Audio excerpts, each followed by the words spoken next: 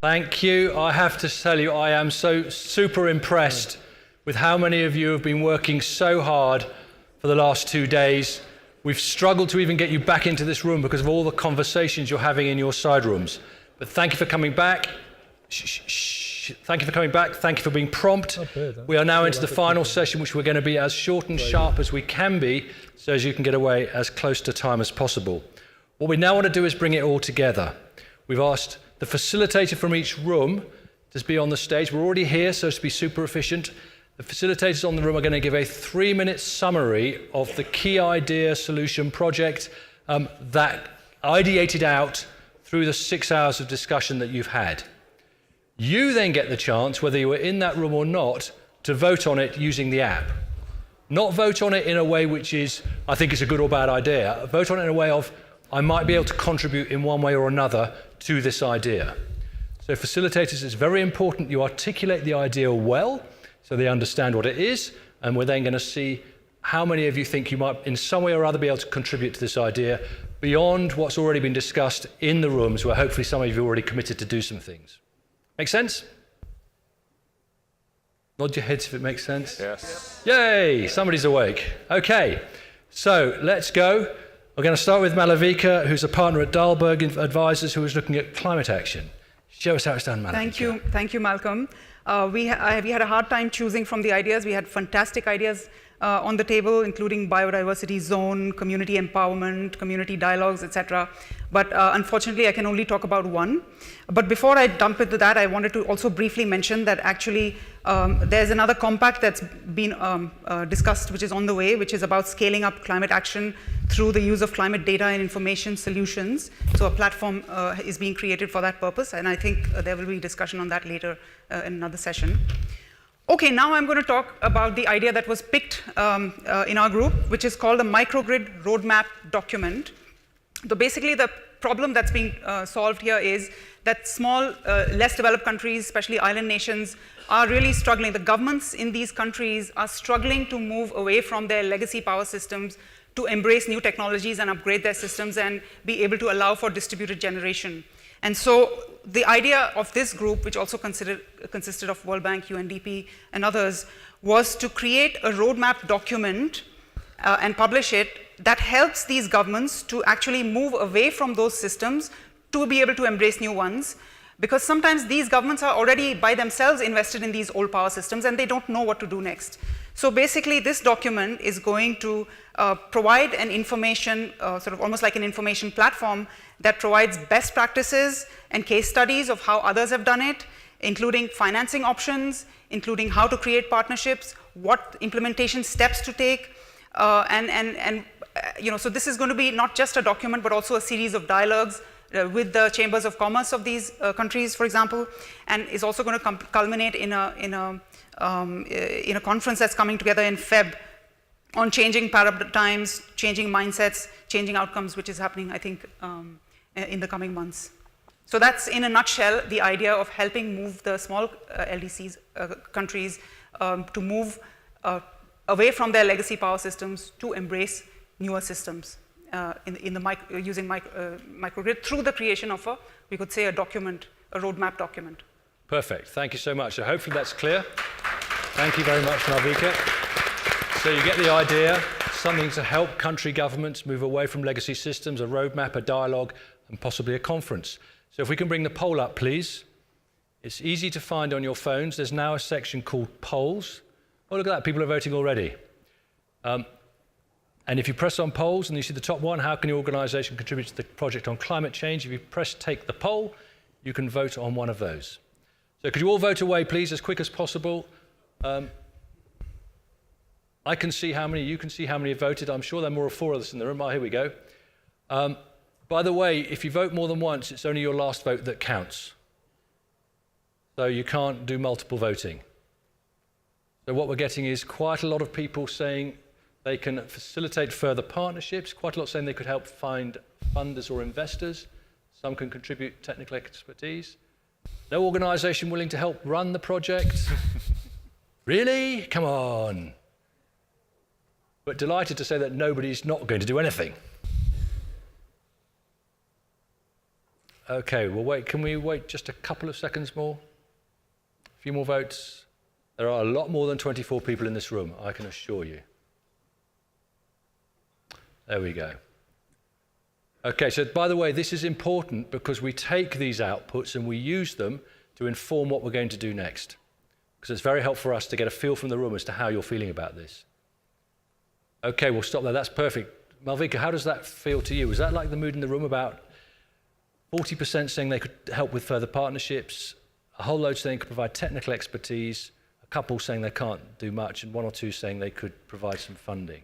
I think that feels, I think that's quite a positive outcome, because this will definitely require a lot of partnerships, and it also requires technical expertise because they are creating a roadmap document, so all the technical expertise they can get on how to help these governments move from A to B, and partnerships, of course, is the way to go. Perfect. So if you've clicked something and you now want to get more involved because you weren't in that room, please talk to either Malavika afterwards or somebody from Global Initiatives, so as to make sure we've logged that you're interested in that area and you could do something. That's fantastic. Thank you very much. That's how we like to see it done. Lauren, we've met Lauren before, Lauren from 100 Resilient Cities. What was going on in urbanization? Thanks so much. So in urbanization, we were testing the hypothesis that we wanted to create a process that helped private sector and other organizations help cities to actually respond to their sustainable development challenges and also to build resilience. And so we had the 4 cities that I mentioned in the opening plenary. So we had Bangkok, who brought a challenge around air quality and traffic management. And then we had Da Nang, who brought a challenge related to good governance, or SDG 16, on a chatbot and how to use that data for better decision making. We had Malacca, who came forward and said they wanted to become a zero waste city, so on SDG 6. And then we had Jakarta, who came with an urban farming challenge, which touched many different SDGs, not least of all on providing wealth, economic growth, and decent work. So what we found through the process is that our hypothesis that it really takes good articulation of the problem by the cities in order to get the right partnerships. And so what we proposed as a solution is to continue. So our idea is a process. I'll say that our idea is a process that actively curates problem statements from cities and then bringing them to forums like this one. To do active solution creation. And I'm very happy to say that within the working groups across the 4 cities, we had 14 pledges of partnership just during this 3 hours that we were working together. And that along with RBF and UNDP and also CLC, 100 Resilient Cities is committed to following up these partnerships. We're also willing to continue to run these kinds of processes with our partners. And so our idea is to try to scale this up, to take advantage of the many amazing convenings that are happening around the Sustainable Development Goals, to use them in an action-oriented way to help cities, because they're complex systems, and in order to get the right kinds of solutions, we need many actors in the room, and that convenings like this are really too good to go to waste. Perfect. Thank you so much. So different challenges for different cities, but the thesis is get private sector to help support cities with their problems and resilience. In real time. So, in real time. But the curation, we have to help cities articulate their issues in a way that the private sector can then come and respond. So we start speaking the same language so everybody knows what we're actually trying to do. Perfect.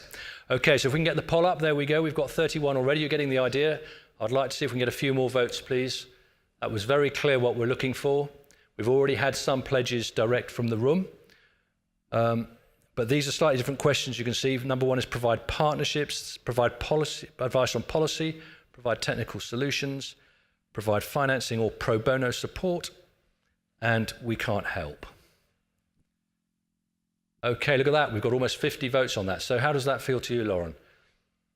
The highest one there is provide advice on project design at 40% and provide partnerships in policy and managing for decisions at 52%. I think that feels great. I think one of the things that we see that's very common across cities is the need to really design for the right kinds of solutions and to design to get to those outcomes that meet their sustainable development goals. So that feels very good. It's exciting. Perfect. So you know the rules now. If you've voted and you really genuinely want to get interested, see Lauren or see somebody from Global Initiatives or UNDP to make sure we've logged that interest. Perfect. Thank you very much. So Simon, we've met Simon before. Simon from SecondMuse. You were looking at circular economy. We know the way now. So the first commitment is a relatively easy one. Is this working? Yes. Yep. The first commitment is a relatively easy one. We worked hard with the organising committee to get them to print paper for us to do some ideation and some mapping. It's a zero waste event. So we've promised and committed to take these home with us back to Indonesia and to donate them to a small arts group who will turn them into a bag. And when I'm back for the next conference, I'll deliver one to you, Tony. The real idea that we want to take forward is a way of being able to accelerate innovative ideas to market around the circular economy. How can we create an innovation ecosystem to be able to support with private and public sector money, young, novel, innovative ideas who are working across the full spectrum of the circular economy in a way that incubates these ideas to market. We would do that by focusing initially in Singapore to map the ecosystem of entrepreneurs, of potential funders, of mentors, of university partners, of a range of different stakeholders who can create an innovation ecosystem to facilitate not just one particular company, but a sector responding to the circular economy. We think this is a great way of de-risking large-scale involvement in innovation ideas. Your company doesn't need to invest in this particular process themselves. They can come and join in and invest in an ecosystem and share the lessons learnt that each of those particular companies or ideas that we're incubating are participating in. We are talking about innovations that aren't just entrepreneurs like the startup guy. We're talking about how governments can participate in sandbox policy making, how social entrepreneurs can participate in value creation beyond just economic value creation. We're talking about finding ways of being able to encourage innovators with technology from other sectors to adapt that technology to the sector of the circular economy. We had a commitment from the University of Newcastle for space, and we've had an indication from UNDP that this is an area, particularly around the ecosystem mapping project, that they might be able to find support for. From the ecosystem mapping project, we're able to diagnose the needs of that ecosystem, and by next year at the conference, we propose to be launching a challenge statement of which we'll be trying to attract a range of those innovations to apply for an incubation project of a year. Thank you. Perfect. So, an innovation ecosystem at the sector level, starting here in Singapore, to de-risk for everybody, not just for entrepreneurs. Anybody who's innovating can come and join into this ecosystem. And we've got space in which to start doing it.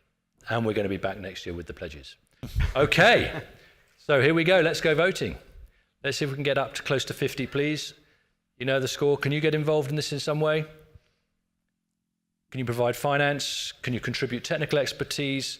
Could you facilitate with other partners to join this ecosystem? Could you actually help operationalize it yourself?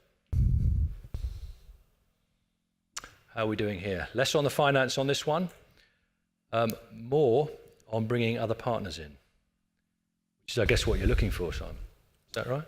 This is interesting because in the early stages, it's very hard for people to understand what value they're getting from this. A very quick anecdote, in Indonesia last year, when we ran a similar project looking at sustainability in smallholder palm oil farmers, we brought 8 innovators together in front of 100 people representing the corporate sector, and they were able to raise $25 million worth of commitments in that 2-day meeting. So we need some money to get the early work done, but it's a process that generates significant capital investment into the future. Okay, cool. So the money can come if we get it going. Perfect. And we've now got 60-something of us voting, which is even better. Again, you know the score. Talk to Simon, Global Initiatives, or UNDP if you really want to get involved in this. Thank you very much, Simon. Now we're on to Mac McKenzie. We haven't met Mac before. Mac is the Managing Director for Asia Pacific for Bridge. And Mac, you were looking at human rights. Let's go. So the big question was, how can business make a big, fundamental, positive difference in enhancing human rights? And would like to acknowledge the group for their creativity and commitments that they've come up with. So we had 5 big ideas. Number 1 is how to build a safe place for women to thrive at work through work-life balance, through access to middle management positions, through zero tolerance for sexual harassment, and having a right to unionize. And the commitment is, in the groups that worked on that, they're going to work with the UNDP, the corporates and projects, and take those big ideas and start implementing them straight away. The second big idea was around supporting governments to adopt regional standards on forced labor. So this is looking at the whole space of what are the standards we really need to have in this region, and how can businesses sign up to a code of conduct? And the commitment here, first commitment, is mapping the whole system in this region to work out what's really required for these standards. The third big idea is around the space of enhancing business involvement. And the big idea is how to provide specialist training for businesses in human rights. So the commitment now is to build a dedicated program for training for businesses starting in Thailand and then looking to expand that from Thailand into the wider region. The fourth big idea is based on the notion that human rights is an intrinsic part of a successful business model, in fact, all business models. And the commitments are around focused on using social media and marketing to put pressure on companies to raise their transparency and standards. And the fifth big idea is around the space of eradicating child labor. And this is about raising awareness, offering alternative solutions, and providing advice to companies in the region. And the first step is UNDP is going to take this to their partners. So those are the big 5 ideas. Okay, so on this one we've got 5 big ideas. Have you got commitments to take all 5 of those forward, by the way? All 5 have big ideas, and they've committed publicly to doing that. Okay, so we've got commitment against all 5. So what we're asking you to do here is vote on, you can only vote on one. Which is the most appealing to you? Which one would you most like to get involved in if you can? Okay? So we have commitments for all 5 of these already to get them going. So a safe place for women in the workplace, advocate governments to adopt standards on forced labour, multi-sector training for businesses, social media to put pressure on businesses, and combat child labour by awareness, alternatives and enforcement. So the top one is getting the most votes, Mac. Build a safe place for women to thrive at the workplace. Is that what you'd expect, or is that different to what you'd expect? I think they all look great. They all look great. We've got support for all of them. No wrong answer. But clearly a lot of people quite passionate about thinking about how they can help women thrive in the workplace. Absolutely crucial. Which of course is SDG 5. Okay, look at that. We've got loads of votes. You know the score. If you want to get involved in one of these, you voted and you think you can, please talk to MAC, Global Initiatives or UNDP. And thank you, Mac. Last but certainly not least, Peter McFeely. We haven't met Peter before. Peter is the Global Communications Lead for Food at WWF International. And surprise, surprise, he was looking at the food and nutrition stream. So, Peter. When we think about food and nutrition, I think most people will probably be thinking about human health and maybe trying to connect the dots and figure out why I'm the one talking about it if I'm from WWF. But the food system is currently also a massive threat to our planetary health. It's the single biggest threat to the environment in our future. It's across nearly all of our SDGs. It's the single biggest use of land, of water. It's the biggest cause of deforestation, the single biggest emitter of greenhouse gases. So when we tackle food and nutrition, we need to be thinking both about human and planetary health hand in hand. So as our group approached this, we had some very creative discussions. It was fantastic. We managed to hone in on one specific problem, which was really around the, I suppose, amount of different messages and different information around nutrition, which makes it difficult for consumers to make a decision, and also aligned to that potentially the lack of information around the planetary impacts of the things that we eat. So the solution that was developed was attempting to bring together all these different pieces and create a consistent way in which information is disseminated to people across a family unit. So from children through their parents through adults, they're actually in their different channels and different walks of life, hearing similar messages, so there isn't so much conflict. And I suppose uncertainty in what they should be doing, what they should be eating, and how that affects both themselves and the planet. It would ultimately be a content hub. It would mean that there's different things distributed through different partners, but how that gets built, I think, was the really exciting and interesting part about this. It was by bringing together several anchor partners. So that would be a government agency, an NGO, and a private sector partner, but then sitting under that, sort of taking the guidance of that group, an actual funded full-time secretariat who would guide the implementation of this content hub. So it's not just a think tank, it's not just another talking shop, it's a body which actually delivers the output that can then be disseminated down. And within that, there's then technical experts who can help guide the information around the nutrition, around the planetary impacts, around how that can be marketed, how that can be brought to different groups through education, et cetera, et cetera. And again, a sort of a slightly different approach to it is it was identified by the group that a lot of these programs tend to be quite top-down, public health, education-driven, but actually trying to anchor this in consumer behaviour and existing consumer insight so that we can really talk to people in the way that they behave and under the things that they're motivated by, so that the messages resonate a little more strongly. And again, that information can really permeate and drive to meaningful behaviour change. So a content hub to bring all that information into one place, which will actually allow consumers to understand much better how to consume and I in think a more nutritious, responsible way. Exactly, and I think in terms of the next 12 months, it would be about identifying a pilot city, probably rather than a country to run it in, and actually getting that body in place, that secretariat that can. Now you talked about some anchor partners. Have you got commitments from anybody to be those anchors? We have commitments of interest, but I wouldn't say fully signed off, but there's a lot of people in the room wanting to take forward. And if there's anybody here that would say they'd very definitely like to be involved. So Peter's definitely looking for a commitment rather than a commitment to potentially commit. So a commitment would be really nice for one of those anchor roles that he was talking about. But here can we put the voting up as to what do the people in the room think about that? So this content hub, which actually will get the right information into the hands of the consumer so they can make the right decisions. And we've got the funding, contributing technical expertise, helping to facilitate further partnerships, helping to operationalise the project, and no one's interested. I'm delighted to say that we've got virtually nobody on the not interested side, and we're sort of equal between the middle three. Any observation on that? Can you read that? Yeah, I'm just trying to remember what it said. So it's... So the three in the middle are contributing to... expertise, facility partnerships. Yeah, I think this ultimately needs to be driven through partnerships. It's fantastic that people can potentially bring more people in. And then really the technical expertise and the operationalization is going to be the important piece. It was brought up and discussed the fact there is a lot of different information, and how do we actually begin to create consistency, or how do we decide what gets put out there? So having the technical expertise and the operationalization is extremely important, whether that's through technology, education, whatever the means. So I think it's great to see people interested in this manner. I would just say I hope I'm not going to have 63 people coming to talk to me immediately, but I'm very happy to have conversations. You can get 20, AI can get 20, and UDP can get 20. Okay, so you won't be 63 because a few of them said they weren't interested, 6. So you're going to get about 55.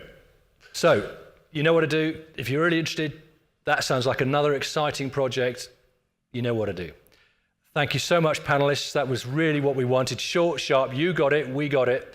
We've got 5 really good, tangible things to focus on out of the 2 days across those 5 themes. Thank you very much indeed, panelists, for all your hard work.